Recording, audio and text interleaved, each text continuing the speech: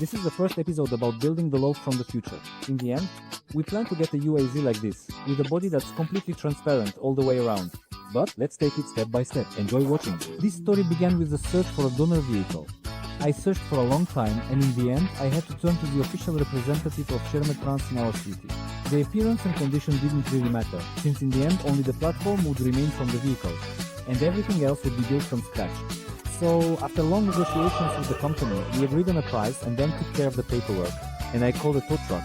By the way, Andre is mainly in charge to be the one working on this project. It's exactly the same car, just slightly modified. You can see it in the frame. That's the Suzuki. In the end, we started up the car and drove it to Andre's workshop. That's where it will be built.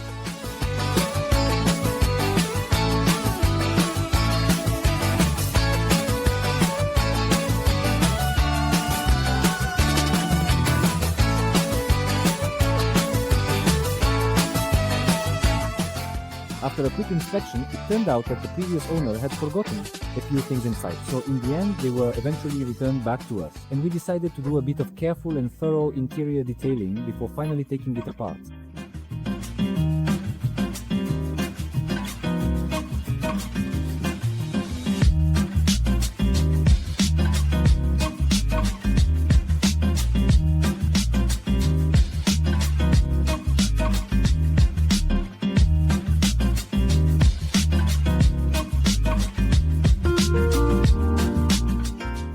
So the interior has been cleaned, and there's not even a trace of the previous owner's smell left. Now we can start the disassembly. While Andre is working on that, I'll tell you a bit about the project. Once, I came across this illustration online. According to the story, this is the next loaf, meaning a UAZ 452 from the future. We're going to build an exact replica of this vehicle.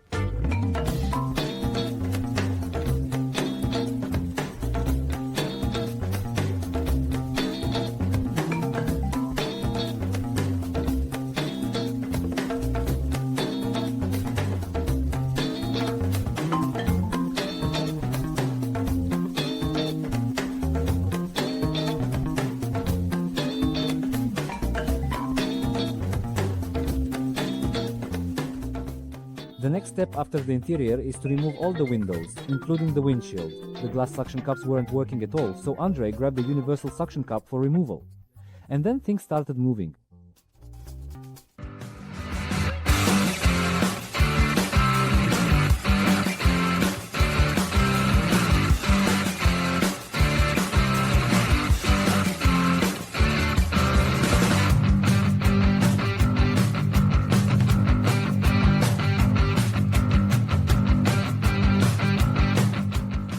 Before cutting off the body, we remove everything that's left.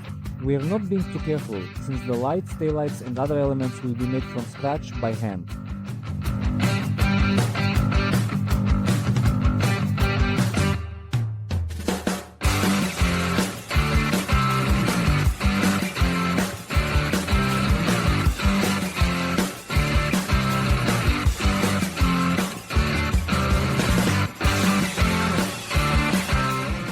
According to the story, this is a van from the future.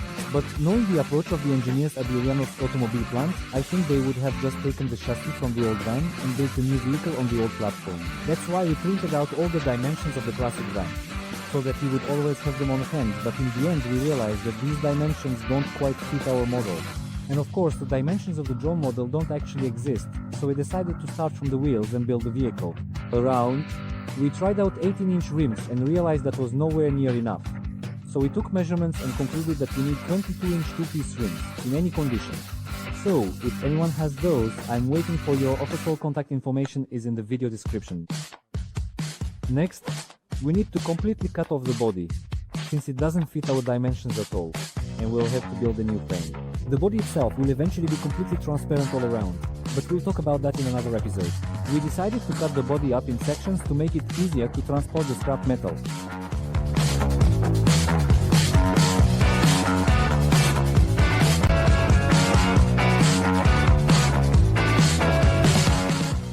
Well, after the roof, the pillars, fenders, basically everything down to the very base gets used up.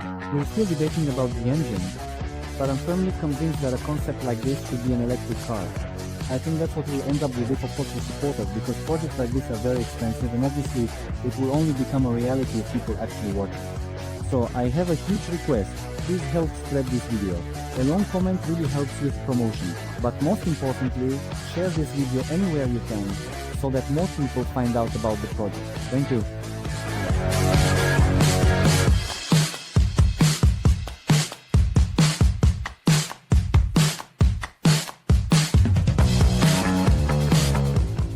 After we cut off everything unnecessary, we're left with a platform like this.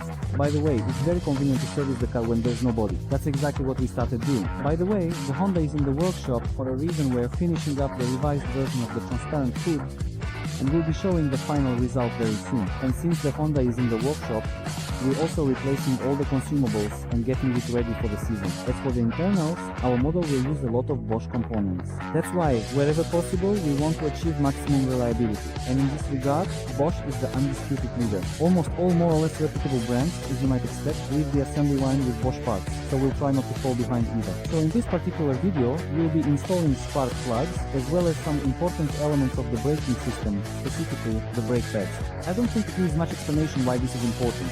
We want our cars to start up without any issues, and again, to stop without any problems. We also replace the oil and cabin filters. After all, this is also an important safety element for the driver and passengers, so you're not breathing in harmful exhaust fumes and road dust. After several days of wandering around the car with a tape measure, it became clear that the steering rack simply doesn't fit within the dimensions, and proportions are very important. Only by maintaining them can we make the real-life model look as close as possible to the concept in the picture. That's exactly why we ultimately decided to carefully relocate the steering rack and install it only after the frame is completely ready. Accordingly, we'll be moving it deeper into the cabin. We even had the idea to put the steering wheel not on the left but in the center. After all, this is a concept car, and there are no rules here. I'm really interested in your opinion, let me know in the comments.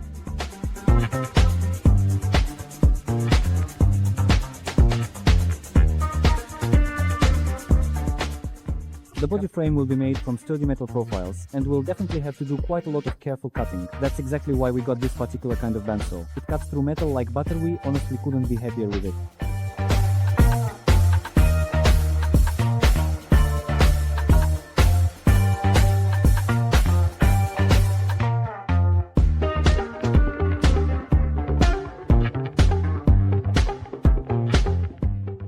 As you can see, Andre has already started working on the frame. That's what the next episode will be about. Thanks for watching, and may your axe stay sharp.